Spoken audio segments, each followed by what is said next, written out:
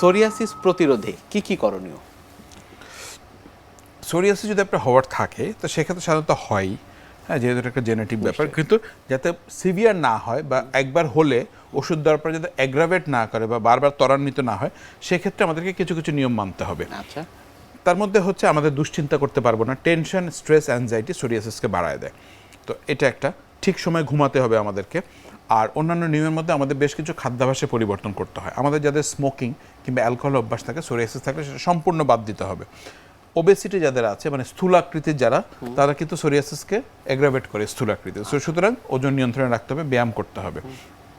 আর কিছু কিছু ওষুধ আছে সোরিয়াসিসকে বাড়িয়ে দেয়। তার মধ্যে খুব কমনলি যেগুলো আমরা খাই তার মধ্যে হচ্ছে বিটা ব্লকার জাতীয় একটা ওষুধ আছে, যেটা আমরা ব্লাড প্রেশার যাদের উচ্চ রক্তচাপ আছে তারা খেয়ে থাকে। এছাড়া বিভিন্ন ধরনের ব্যথার ওষুধ কিন্তু আমরা যত্রতত্র খাই, এতে কিডনি যেমন সমস্যা হয়, সোরিয়াসিসে কিন্তু অনেক বেড়ে যায়। সুতরাং ব্যথার ওষুধ এবং বিটা ব্লকার বিষয়। হ্যাঁ, এই দুটা জিনিস আমরা সোরিয়াসিসে অ্যাভয়েড করবো। আর খাবার দাবারের মধ্যে খুব হাই সল্ট, তারপর ফাস্ট ফুড, তারপর লেবু, রেড মিট, এগুলি কিন্তু সোরিয়াসিসকে বাড়িয়ে দেয়। জি, অনেক ধন্যবাদ আপনাকে আমাদের আজকের এই অনুষ্ঠানে আসবার জন্য।